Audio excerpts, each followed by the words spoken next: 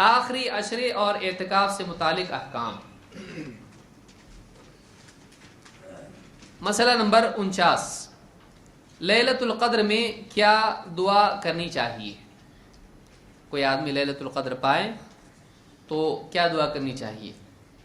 عائشہ رضی اللہ تعالیٰ فرماتی ہیں، قلت یا رسول اللہ ارأیت ان علمت ای لیلۃ لیلۃ القدر ما اقول فیہا، کہا کہ اللہ کے رسول اگر مجھے معلوم ہو جائے کہ کون سی رات لیلۃ القدر ہے، پتہ چل جائے تو اس رات میں کیا کہوں، کیا دعا کروں؟ قال قولی اللہم انک عفو تحب العفو فاعف عنی، کیا کہا؟ اے اللہ تو معاف کرنے والا ہے اور معافی کو پسند کرتا ہے تو مجھے معاف کر دے۔ تو اس روایت سے بھی یہ بات معلوم ہوتی ہے کہ اللہ تعالیٰ سے معافی طلب کرنا ایک عظیم الشان چیز ہے۔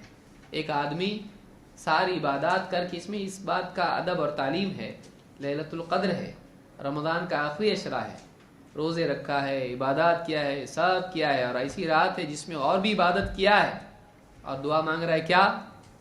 اے اللہ تو معاف کرنے والا ہے، معافی کو پسند کرتا ہے اور مجھے بھی معاف کر دے۔ یعنی معلوم یہ ہوا کہ ساری عبادت کر کے بھی بندے میں اکڑ پیدا نہیں ہونا چاہیے، اللہ بہت کیا میں نے، زبردست، ایسا جنت ایسی چاہیے کسی کو نہیں ملے۔ یہاں کیا مانگ رہا ہے؟ اے اللہ میں نے بہت غلطیاں کی ہیں، تو معاف کرنے والا ہے، میں گناہ گار ہوں، تم اس کو کیا کر دے؟ معاف کر دے۔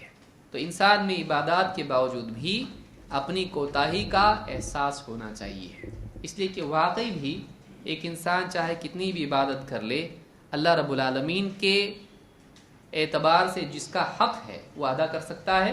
نہیں کر سکتا ہے۔ اس کی عبادات واقعی اس میں ہمیشہ کمی رہ جائے گی۔